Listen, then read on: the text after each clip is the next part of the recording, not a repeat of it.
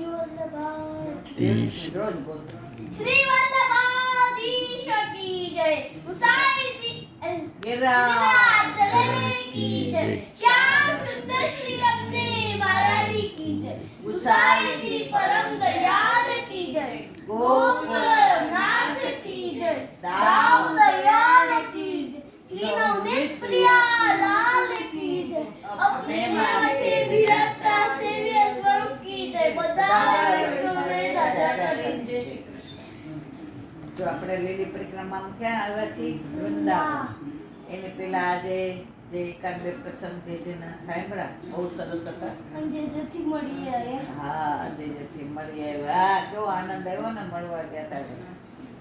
તો એની અંદર ચલો પેલા આપણે લીલી પરિક્રમામાં કહી દઈએ પછી. તો લીલી પરિક્રમા જો વૃંદાવનમાં બંસી બટની સેજ 2 મિનિટ ચાલે ને એટલે ગોપેશ્વર મહાદેવનું મંદિર છે.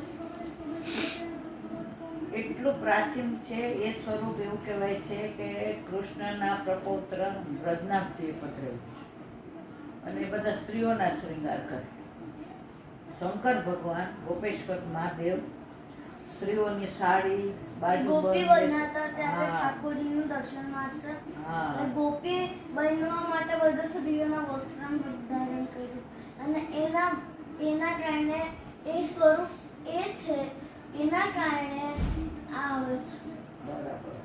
તો એ ગોપેશ્વર મહાદેવ છે. તો એનું અનુસંધાન ક્યાંથી આવે છે? નરસિંહ મહેતાની વાત. નરસિંહ મહેતા તો નરસિંહ મહેતા મર્યાદા ભક્ત હતા. ઘડી ઘડી ઠાકોરજીને શ્રમ આપે, મારી કુંવરબાઈનું મામેરું ભરો, મારી ઊંડી સ્વીકારો, આ બ્રાહ્મણો આવ્યા છે તો એનું ઘીનું, ને એ તો ભજન કરવા બેસી જાય. એકવાર ભાભી ખીજાણા તો કાઢી મૂક્યા. આવું ઘરમાં હોય તો નથી લેવું. તો શંકર ભગવાનના મંદિરમાં જઈને આમ કરીને બેસી ગયા. તો 3 દિવસ કાંઈ ખાધા પીધા વિના બેઠા રહે. તો ભગવાન તો ભોળા, તો એ તો એ કે ઉપર રાખ, વાંધો નહીં, દુખતો હોય તો બેટા કાંઈ વાંધો નહીં. એટલે કે ઓહો, મારા માટે આવું તપ કર્યું. હવે એ તો મર્યાદા, એટલે તપમાં માનવા વાળા કે માગ તો કે મને રાસના દર્શન કરાવો. કોણે કીધું? નરસિંહ મહેતાએ. શંકર ભગવાન કે રાસના તો મારે કરવા જ પડે, એ કઈ મારા બસની વાત નથી. આ તો શ્યામ સુંદર ઈચ્છે એમ થાય કે. પછી ઠાકોરજીને કહ્યું પ્રભુ મારે રાસના દર્શન કરવા. તો વારંવાર કહેતા હતા. તો કાયમ ઠાકોરજી કે કોઈ ભક્ત કહે તો કરાવો. હવે નરસિંહ મહેતાએ કીધું એટલે રાજી થઈ ગયા કે આજ મારો તો મેળ ન પડ્યો. હા, નરસિંહ મહેતાએ કીધું એટલે મેળ પડી ગયો કે પ્રભુ કરાવો. ત્યાં ઠાકોરજીએ કહ્યું કે અહીંયા તો ગોપીનો અધિકાર છે, પુરુષનો અધિકાર નથી. છે વાત ગોપેશ્વરની તો પછી આવે છે, એની પેલા નરસિંહ મહેતાની. પછી નરસિંહ મહેતા તો કીધું એટલે કે સારું. સામની જે કહ્યું કે હું તો શંકર ભગવાન સામે રાસ ન કરું, એ મારા બસની વાત નથી. તો પ્રભુએ કીધું કે ઉપર છલ્લો કરો. આપણે કરીએ છીએ એવું નહીં, ખાલી નૃત્ય આપણે કરીએ અને તમે ન દેખાવ એવી રીતનું કરો. પછી મસાલા હાથમાં લીધી. કોણે? નરસિંહ મહેતાએ.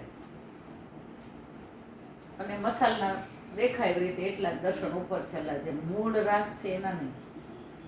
તો અંદર શંકર ભગવાન બોલી મસાલ પૂરી થવા આવી. તો કે ચલો હવે જઈએ. તો એ તો પોતાને નિજધામમાં ગયા. નરસિંહ મહેતા એવા તન્મય થઈ ગયા કે અહીંયા ઓલી મસાલ પૂરી થઈ પછી હાથ બળવા માંડ્યો, આખો હાથ બળી ગયો. ત્યાં સુધી દર્શન કરીને તન્મય થયા. એટલો ભાવ હતો નરસિંહ મહેતાનો.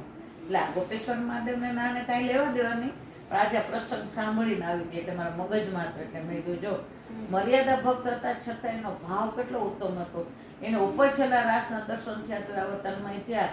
તો આપણને તો વલ્લભે સ્પષ્ટ કહ્યું છે સર્વોત્તમમાં ઘુસાઈ જાય કે રાસ લીલા એક તાત્પર્ય સેવા સ્મરણ સત્સંગ જે પણ કરો. એમને ખાલી દર્શન કરાય. આપણને તો રાસની અંદર ઠાકોરજી જોડે રાસ કરવા મળે જ્યારે આપણે લીલામાં. હા, હવે આનાથી વધુ ઉત્તમ હોય કે? એટલે આપણે તો બધા કેવા ઉત્તમ ભક્તો છીએ. મન નહીં લાગતું કે આના કરતા ઉત્તમ કોઈ હોય જ નહીં દુનિયામાં. એટલે આપણે પુષ્ટિ આ પ્રભુના શ્રીઅંગમાંથી પ્રગટ થયા છીએ આપણે. બરાબર છે ને? હવે એ અનુસંધાન તો નથી, પણ આ ગોપેશ્વર મહાદેવની વાત કરવી ત્યાં છે કે શંકર ભગવાન કે બધાય રાસની વાતો કરે, મારે રાસના દર્શન તો કરવા જ છે, પણ મારે નિજધામમાં કરવા છે, વૃંદાવનમાં કે. હવે ત્યાં તો આવ્યા એટલે લલિતાજી કે તમારો અધિકાર નહીં, હું અહીંયા કે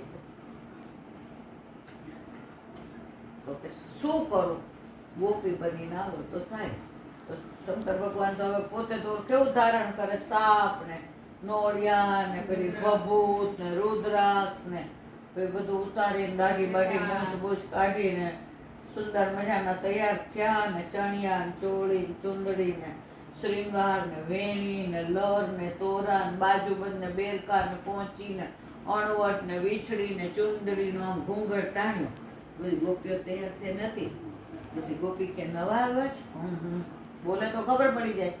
શંકર ભગવાન વિચાર કર્યો આપણે છેલ્લે રહેવું છે, એટલે છેક લગી પ્રભુની દ્રષ્ટિ ન પડે ને તો આપણો રાસમાં મેળ પડી જાય.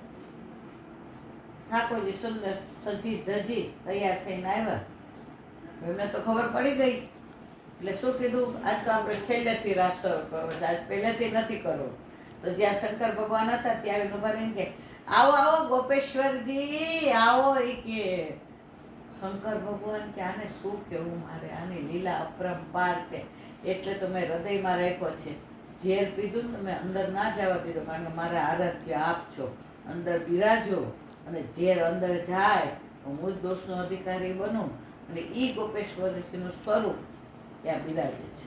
અને તું મંદિરે એટલું સરસ છે ને, શ્રીંગાર અમે ગયા ત્યારે નહીં, બધા કમળના માળાજી ને કમળના બધા શ્રીંગાર કર્યા હતા. ચુંદડી ને કુએસન, બાજુબંધ બેરખા, ઓલી લૂચી ને બધા બેરખા, બાજુબંધ બેરખા, અણવટ. ઓહો. અને પછી તું જોઈ દર્શન કરીએ ને તો ભૂલી જાય કે આ શંકર ભગવાન મંદિર છે. એટલે એકવાર આપણે જઈએ ને તો બ્રજમાં બધા આ બધાની પાછળ થાય. આની જો હું 5:30 મંદિરની કહેવા જાઉં તો આપણે જીવીએ ત્યાં સુધી આનું જ ચાલે. આટલું 2-4 ઉપર છેલ્લી વાત કરીએ એટલે ખબર પડે કે વૃંદાવનમાં કેટલું બધું છે. પછી ત્યાંથી તમે સહેજ બહાર નીકળો ને એટલે તુલસીજીનું છે, ત્યાં આખું તુલસીના વૃક્ષ છે. પછી નિધિવન આવે, નિધિવનની અંદર જેવું સેવાકુંજમાં છે એવું જ છે, બધા તુલસીના. પણ તમે જાઓ ને ત્યાં તો બધે આમ દંડવત કરતા છે વૃક્ષો, છોડ છે ને બધા દંડવત કરતા, કોઈ આમ ઊંચા નથી. અને રાતના બધી ગોપીઓ બની જાય અને સવારે બધા પાન બની જાય અને આખી રાત બધા રાસ કરે. ત્યાં દિલ્હીમાં એક પુરાતત્વ ખાતામાં એક પત્ર છે, ત્યાં એક છોકરો આવ્યો હતો, કેટલા વર્ષ પહેલાની વાત છે. અત્યારે દિલ્હીમાં છે એટલે હમણાંની જ હશે, બહુ લાંબી અંગ્રેજોના વખતની. તો બધાએ ના પાડે કે રાતના એ કોઈ રહેવાનું નહીં. તો ત્યાં તમે રાત પડે ને એટલે તમે નીકળવા જાઓ ને તો બારી બારણા બધાએ બંધ કરે, કોઈ જોવે નહીં બાજુ, બધાને બીક લાગે. તો આ છોકરાને એમ થયું કે હવે કોઈ ધ્યાન નથી ને તો ઝાડની ઓથમાં હંતાઈ ગયું. બોલો, છોકરો એકવાર દર્શન થઈ જાય ને તો બેડો બહાર થઈ જાય. પછી રાતના એણે એવું જોયું, સવારે મૂર્છિત થઈ ગયું. પછી એણે ગુરુદેવ આવ્યા અને પાણી છાંટ્યું. તો એણે કીધું પેનને મને ખોડિયો આપો ને લખી દીધું કે મેં જે દર્શન કર્યા છે એ કોઈ દિવસ કોઈ ધારણ કરી શકે એમ નથી, અને હું આ કહી શકું એમ નથી. ગોપી ને ઠાકોરજી ને રાસ રાસ રાસ કરતા ત્યાં લીલા પછી એટલે ત્યાં કોઈ રહેતું નથી. આપણે હમણાં ઘણી ચેનલોવાળા પ્રયત્ન કર્યો પણ કોઈ રહી શક્યા નહીં. ત્યાં રાતના તમે જ્યારે સૈયા મંદિરની અંદર પાનના બીડા મૂકે, દાંતણ મૂકે અને વસ્ત્રો હોય, સવારે બધું ખાલી, પશુ પક્ષી વાંદરા તમે જો કીડી શીખે ત્યાં ન લે, અને કોઈનો અધિકાર નથી. અને તાળા મંગળ કેવા કરે તમે જુઓ તો ઓલા લોખંડના તાળા હોય, 8-10 તાળા, અને ચાવી મુખિયાજી એક એની પાસે રાખે ને એક બીજા ઓલા પાસે હોય. સવારે ખોલે તો દાંત છે એની 2 ચીરી હોય ઓલા દાંતણની, અને પાન છે એ ચવાયેલા હોય, અને વસ્ત્રો છે અસ્તવ્યસ્ત હોય, એને રંગમહેલ કહેવાય છે. એટલે આજની તારીખમાં ત્યાં આપણના દર્શન જઈએ એટલે થાય. ત્યાં અષ્ટસખીના મંદિરો છે જે રાસ કરે છે. આને પછી ભૂખ લાગી ગઈ તો આપણે ત્યાં બેઠા હતા, તને ખબર હોય તો અષ્ટસખીના દર્શન, એટલે એ નિધિવન છે. પછી ત્યાં આગળ જાઓ એટલે બ્રહ્મકુંડ આવે છે. અમે પૂછ્યું આનું શું, આવો તો એટલા બધા મંદિરો છે ને કેટલાની વાત કરી. તો ત્યાં બ્રહ્માજીએ વિચાર કર્યો કે આપણો અધિકાર તો વ્રજમાં છે ને,